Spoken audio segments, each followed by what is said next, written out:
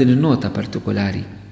Illi jekk inti tifhem verament illi żwieġ huwa valur, jekk iż-żwieġ huwa valur, ma tistax taċċetta realtà kontrih. U din noqogħdu attenti għaliex l-isfijiet tagħna għandhom ħafna raġun fuq dan il-vers. Aħna qegħdin nisimgħu nies li qed jgħidulna aħna rridu d-divorzju għax tant nemmnu fi żwieġ u l-familja. Hija gidba. Int kif jista' jkun temmen fi żwieġ u familja?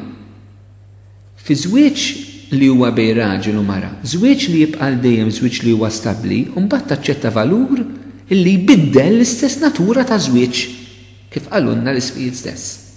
Illi mal-introduzzjoni tad-divorzju, iż-żwieġ ma jibqax aktar żwieġ li huwa għal dejjem, imma jibqa' żwieġ li hu sakemm. Mela jekk aħna eżistijej, qegħdin ngħidu aħna rridu l-familja, insaħħu l-familja u nsaħħuha billi ndaħlu d-divorzju, jiġifieri nbidlu l-kunċett ta' żwieġ. Allura fuq xiex ħanibnu aktar il-familja, fuq xiex ħadkun mibnija aktar f'soċjetà, fuq kollox illi legalment qegħdin ngħidu wkoll ħaġa daqshekk serja nistgħu ntemmuha. Irid noqgħdu attenti kif jgħidulna f'mument minnhom eżistijej l-isfijiet tagħna, Ġesu qatt ma sta jgħidilna saħħu żwieġ billi daħlu d-divorzju. Hija kontradizzjoni. Kif qallulna l-isfijiet mhux iż-żwieġ li jrid jitbiddel, imma hija l-attitudni tagħna li trid titbiddel. U forsi din hija l-qalba ta' dak li għandna bżonn vera. Ara kemm ngħidu bi programmi bajnuna bi skills b'terapiji li nistgħu nagħtu lill-familji biex jitgħallmu eċetera, li kollha huma bżonjużi u naħseb għandna bżonn aktar minnhom mod speċjali qabel iż-żwieġ. Però f'dan kollu għandna bżonn il-grazzja li nikkonvertu. Li nikkonvertu għax ħafna mill-problemi huwa fil-qalb tal-bniedem li hemm bżonn jitbiddel. Hemm bżonn jitbiddel. Il-messaġġ tal-Vanġelu kollu ta' Ġesu, allura anke l-messaġġ ta' żwieġ u l-familja, huwa bbażat fuq il-konverżjoni tagħna u fuq il-grazzja tagħna li taħdem fina. Aħna eżistijej, sfortunatament, inqbadna f'dinja u f'soċjetà li hija ffukata fuq aħna x'ma nistgħux nagħmlu. Meta l-Vanġelu jibbaża fuq Alla x'jista' jagħmel. U jekk hemm persuna li turina dan hija l-Madonna. Il-Madonna saret ilha bil-qawwa tal-Ispiritu Santu, imma setax tagħmilha, imma ma weħlitx fuq dak li imma setax tagħmel meta lill-anġlu qaltlu kif ikun dan. Il-kelma kif ikun dan nistgħu nisaqsuha ma anke lil Ġesu. Imma kif ikun dan mulej li raġel jibqa' ma' mara waħda, li mara tibqa' ma' raġel wieħed? Kif ikun dan mulej li żwieġ jibqa' anke meta għandek tant batija? Kif ikun dan? Umanament nistaqsuha din il-ħaġa u tajjeb li nistaqsuha. Kif ikun dan? Kif jista' jkun dan? Mingħajr fidi faċilment ngħidu hija, mela ma jistax ikun qatta l-karti u imxi. Imma għal min jemmen li tisma' l-kelma li qal Gabriel Madonna, l-Ispiritu Santu jwettaq dan ġewwa fik. Jien personalment naħseb illi din id-dimensjoni ta' dil-grazzja naħseb aħna qed naqtawha ħafna l-barra. Aħna qegħdin nippruvaw nibnu żwieġ, nibnu familja, nibnu soċjetà, nibnu realtà li mingħajr Alla. U soċjetà li mingħajr Alla, żwieġ li hu mingħajr Alla, issir soċjetà kontra l-bniedem, issir żwieġ kontra l-istess koppji.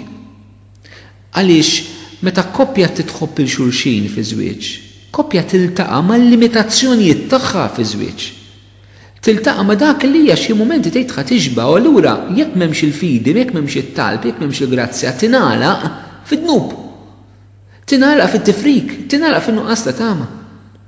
Hija proprju l-fidi li mħabba l-qawwa tal-Ispiritu Santu li tista' tgħinek telep u tinfetaħ lil minn daw il-momenti eżistijej li kull koppja nisranija u mhijiex tgħaddi minnha.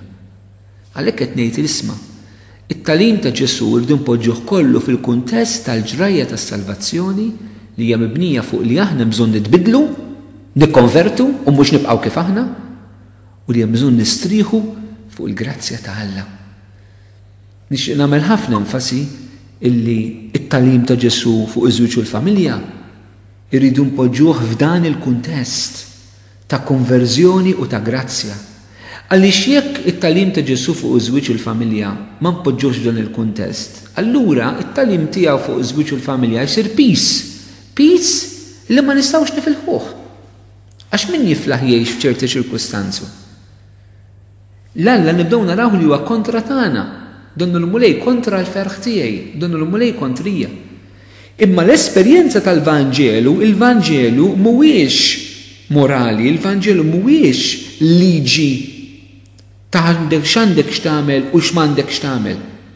Il-Vanġelu mhuwiex liġi ta' dak li huwa tajjeb u ħażin, imma l-ewwel qabel kollox il-Vanġelu huwa esperjenza li lilek tilliberak mid-dnub tiegħek biex tik il-possibilità li tgħix il-verità u tgħix is-sewwa u tgħix l-imħabba.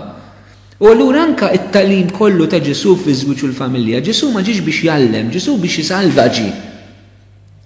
Imbagħad iva sistijaj, meta nagħmlu din l-esperjenza, meta nieħdlu f'dan il-proċess ta' salvazzjoni, it-tawl tiegħu, it-talim tiegħu ikun dak li qed jagħtina d-dawl, il-verità imma dejjem f'mixja illi trid teħlisna maħbubin tiegħi minn dak li aħna insibu li fixkinna. Għaliex inkella jekk naqbdu t-talim u sempliċiment irridu nippruvaw napplikawh mingħajr id-dimensjoni tal-grazzja, mingħajr id-dimensjoni tal-konverżjoni, allura rridu noqogħdu ħafna attenti. Għax inkella l-Vanġelu ta' Ġesu nagħmluh ideoloġija. Bħalma kienet l-ideoloġija komunista, bħalma l-ideoloġija kapitalista fuq kollox ukoll. Mentri l-Vanġelu mhuwiex ideoloġija. Il-Vanġelu huwa kelma li salva, realtà ħajja, li titissalva wkoll fi żminijietna, iż-żwieġ u l-familja. Allura li Ġesu jitkellem kontra d-divorzju eżistijaj, li kif insibu anke fl-Antik Testament li Alla d-divorzju bodu, u m'għandniex għalfejn noqogħdu niskandalizzaw ruħna li Alla d-divorzju jobodu, jew nibżu ngħiduha maħbubin tiegħi. Aħna nxandru mhux lil nfusna, aħna nxandru l-kelma ta' Alla, il-verità kif tajinna Alla l-imbierek fil-kelma tiegħu. Imma Ġesu eżistijaj laqqas mu b'kapriċċ hekk iswa xi huwa fejn fien il-big boss Alla ddeċida dawn ma rridhomx jiddivorzjaw. Eżistijaj, hekk mhux kapriċċ ta' Alla li kellimna kontra id-divorzju. Imma il-mulejjaf, il-konsegwenzi u negattivi ħżina u ibsa li d-divorzju jħalli fis-soċjetà tagħna. U dana l-isfijiet tagħna jgħidulna li anke ċerta statistika, ċerta riċerka tagħtih turjunna. Ovvjament meta nqabdu nitkellmu fuq riċerka u statistika jridu jkunu nies kompetenti li jitkellmu dwarha. Jridu jkunu nies li jafu x'qegħdin jgħidu, jafu l-istudji kif saru. Illum meta tikkwota riċerka u statistika ssib min jikkwotalek riċerka li tgħidlek mod u riċerka li tgħidlek mod ieħor, u allura faċilment ukoll illi ninqabdu anke biġliet fuq dik li hija statistika, min jurik statistika li jgħidlek li iż-żwieġ ġab iktar ħsara u min jipprova jgħidlek li hemm statistika li hemm l-iżwieġ ma ġabx ħsara ma s-sitwazzjoni baqgħet kif kienet.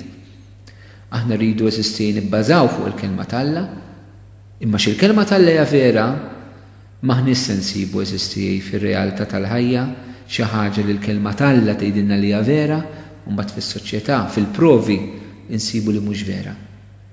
Fil-fatt jekk noqogħdu bil-għaqal u attenti naraw kif il-kelma tal-Alla toħroġ dejjem rebbieħa u turina dejjem il-verità.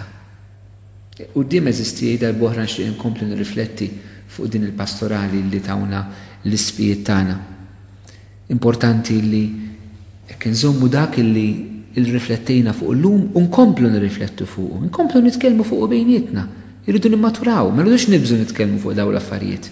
Ma nitkellmux passjoni imma, ma nitkellmux isna kulħadd qed jiġieled biex tgħaddi l-idea tiegħu, ħadd m'għandu jagħmel hekk eżistijaj. Imma għandna nfittxu l-verità.